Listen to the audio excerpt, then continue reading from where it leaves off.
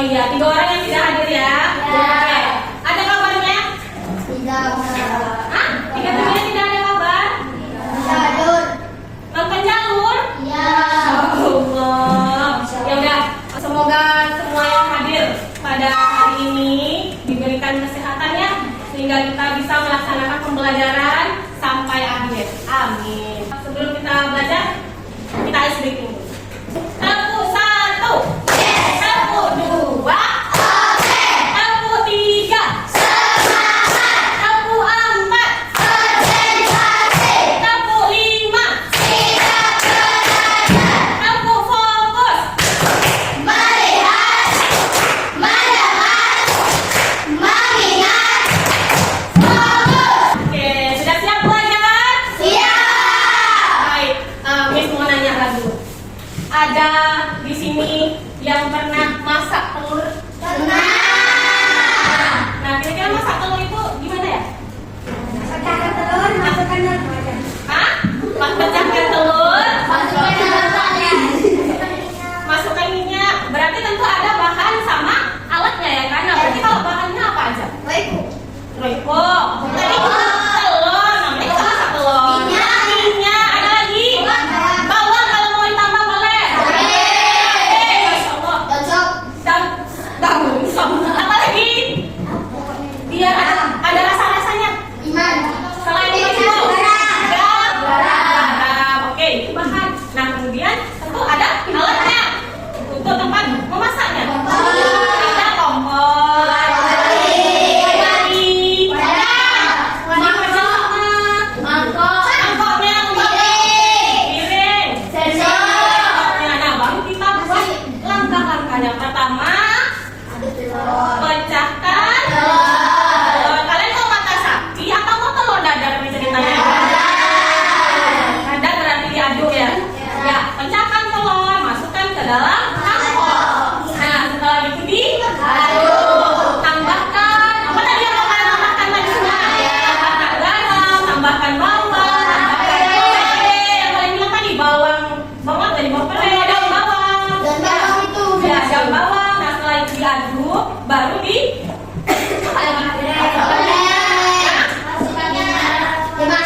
masukkan minyak ke dalam kuali. Setelah panas, baru masukkan telurnya tadi. Nah, setelah itu apa lagi? Balik. Nah, setelah itu masukkan ke mana? Piring. Baru siap disantap atau disajikan. Ya. Nah, itu salah satu dari cara berpikir komputasional. Nah, pelajaran kita hari ini adalah berpikir komputasional. Nah, jadi tujuan pembelajaran kita pada hari ini, yang pertama, kalian atau peserta didik mampu menjelaskan konsep berpikir komputasional. Nah, yang kedua, peserta didik mampu menerapkan pemecahan masalah secara sistematis serta menuliskan instruksi logis dan terstruktur menggunakan sekumpulan kosakata ataupun simbol. Kemudian, manfaat berpikir komputasional. Yang pertama, membantu menyelesaikan masalah dengan teratur. Karena tadi ada langkah-langkahnya, ada susunannya, makanya dia jadi teratur. Nah, yang kedua, membantu mengambil keputusan yang lebih baik. Nah, terus mengajarkan berpikir kreatif. Dan yang terakhir, membuat pekerjaan lebih cepat dan efisien. Membantu kerja sama tim kalau dia berkelompok. Ini ada video, jadi disimak ya. Pengenalan computational thinking. Hai teman kece, coba tebak apa artinya computational thinking atau berpikir komputasional? Adakah yang bermata jeli dan melihat kata komputasional di sini? Sekolah besok. Wah, kalau kita sudah bisa menerapkannya setiap hari, berarti kita semua sudah mahir dong. Dekomposisi. Dekomposisi artinya membagi masalah kompleks ke bagian yang lebih kecil agar mudah diselesaikan. Misalnya, kamu ditunjuk jadi ketua panitia lomba 17-an. Maka, untuk memudahkan pelaksanaan, kamu bisa menunjuk panitia bagian acara, konsumsi, publikasi, keamanan, dan lainnya. Nah, itu dia 4 landasan berpikir komputasional yang perlu diterapkan untuk memecahkan masalah yang kompleks. Lalu berikutnya, apakah ada cara untuk mengasah kemampuan berpikir komputasional? Nah, jadi berpikir komputasional tadi itu adalah berpikir seperti komputer untuk menyelesaikan masalah secara logis dan sistematis. Logis ini adalah masuk akal. Ya, kita menyelesaikan masalahnya secara masuk akal dan kemudian sistematis. Sistematis adalah pakai langkah-langkah, pakai urutan. Unsur-unsur berpikir komputasional itu ada berapa? Ada 4. Yang pertama, Posisi. yang kedua, yang ketiga, abstraksi. Nah, dekomposisi ini tadi adalah membagi masalah menjadi kecil. Kalau pengenalan pola, yaitu dia berulang-ulang. Nah, sedangkan abstraksi hanya fokus pada itu aja. Sedangkan algoritma adalah langkah-langkahnya. Nah, contoh, kita mau memasak nasi goreng. Dekomposisinya apa? Nih, kita bagi dulu ya. Alatnya apa? Bahannya apa? Bumbunya apa? Baru langkah-langkah. Nah, bahan membuat nasi goreng apa? Ada nasi,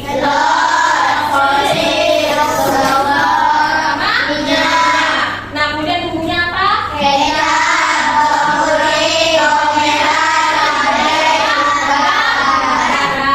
Nah, alatnya talenan.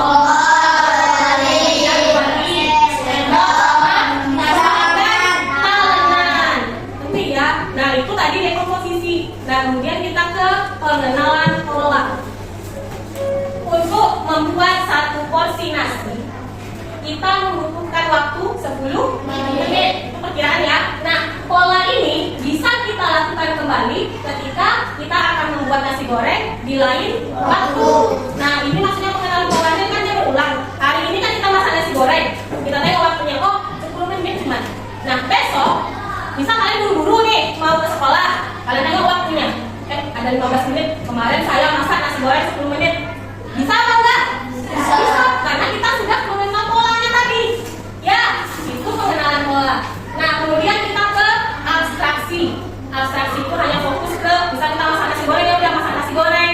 Nah, kita tidak perlu memperhatikan bagaimana proses pengolahan kedelai menjadi kecap. Enggak penting ya kan? Ya. Ngapain kok tiba-tiba kita berpikir, ini kedelai kok bisa ya jadi kecap ya? Nah, tidak perlu, karena itu tidaklah penting. Nah, itu abstraksi. Nah, kemudian yang terakhir adalah algoritma. Algoritma itu adalah langkah-langkahnya.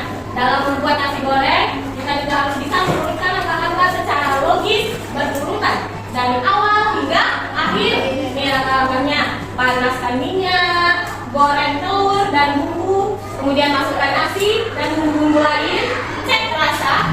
Jika sudah pas, angkat dan sajikan. Sampai di sini ada yang mau bertanya?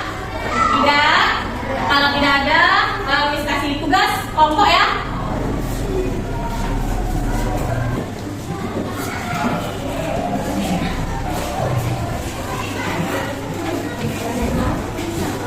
Nah, jadi tugasnya yang gambar itu kalian gunting ya. Gambar kalian gunting, kalian rapikan. Setelah itu kalian taruh di kotak-kotak yang ada di kertas. Satunya lagi kalian susun mulai dari sini sampingnya 1, 2, 3. Kalau ada 8, 4, 5, 6, 7, 8, 9 ya. Oke. Kalau ada kelebihan kekurangan dari sini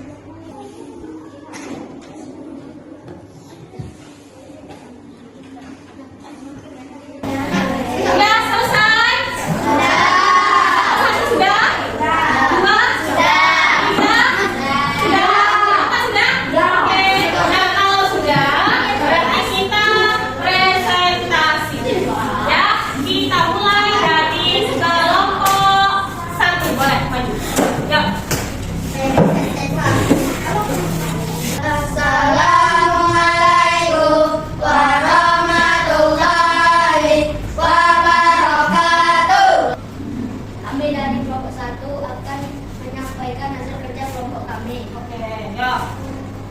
Langkah-langkah membuat teh. Satu. Dua, siapkan 1 gelas dan teh celup sesuai selera. Dan yang kedua, tuangkan air panas setengah dalam gelas. Dan yang ketiga, tunggu 3 sampai 5 menit sampai warna tehnya keluar. Dan yang keempat, utamakan gula cukup merah dan aduk rata. Dan yang kelima, teh hangat siap diminum selagi hangat. Oke. Nah, tadi nomor 1 itu tentang apa? Cara membuat teh. Oke, kita lanjut ke kelompok 2. Boleh. Assalamualaikum warahmatullahi wabarakatuh. Kami dari kelompok 2 akan menyampaikan hasil presentasi kami, yaitu langkah menyikat gigi. Yang pertama, ambil pasta gigi dan sikat gigi. Yang kedua, sikat gigi dengan menggunakan naik turun. Yang ketiga, gunakan gerakan memutar. Kami dia mah bukan. Yang keempat, Ya.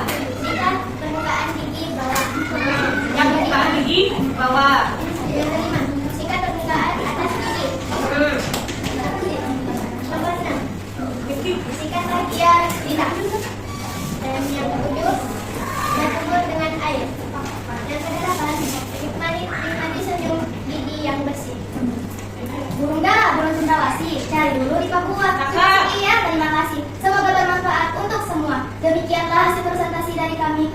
Mohon maaf jika ada salah. Assalamualaikum warahmatullahi wabarakatuh. Kita lanjut yang ketiga. Yuk. Assalamualaikum warahmatullahi wabarakatuh. Menunjukkan hasil presentasi kami. Langkah memasukkan. Yang pertama, panaskan panci berisi air. Yang kedua, siapkan mie instan. Yang ketiga, masukkan mie setelah air mendidih. Keempat, masukkan telur dan sayuran. Kelima, aduk mie dan sayur hingga matang. Dan 6, tuangkan mie ke dalam mangkok. 7, tuangkan bubur. 8, aduk mie agar bubur tercampur merata. 9, instan siap dihidangkan. Oke. Demikianlah hasil dari presentasi kami. Assalamualaikum warahmatullahi wabarakatuh. Kelompok terakhir, silakan Pak Ibu. Perkenalkan, kami dari kelompok 4 akan membacakan hasil presentasi kami. Aktivitas harian merapikan tempat tidur. Merapikan. Tempat tidur. Setelah itu? 2, gosok gigi. 3, memakai baju. 4, memakai celana. 5, sarapan. 6, memakai sepatu. Demikian hasil dari presentasi kelompok kami. Wassalamualaikum warahmatullahi wabarakatuh. Oke, udah semua ya presentasinya ya. Udah paham berarti ya? Satu, wow.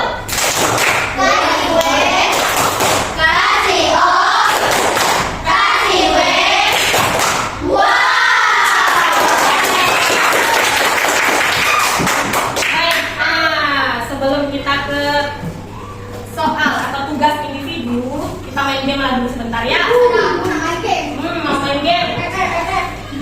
Ya. Yuk, siapa yang mau maju? Boleh, nanti disebutkan caranya maju dulu. Lima, boleh. Ya. Kamu mau cewek atau cowok? Boleh. Tunggu. Nah, kita pakai yang bawah dulu ya. Ya.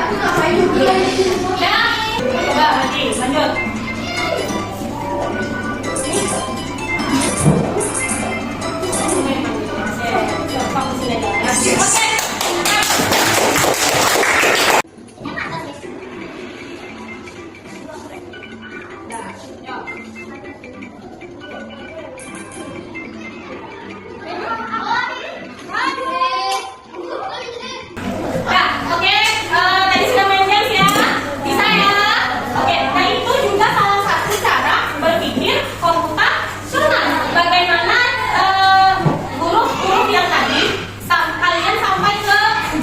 pesimis. Nah, itu juga cara berpikir komputer. Bagaimana caranya? Dengan melewati huruf-huruf yang sudah dipilih tadi. Selanjutnya yaitu adalah mengerjakan tugas individu. Jadi tugasnya adalah kerjakan sendiri. Mandiri. Iya.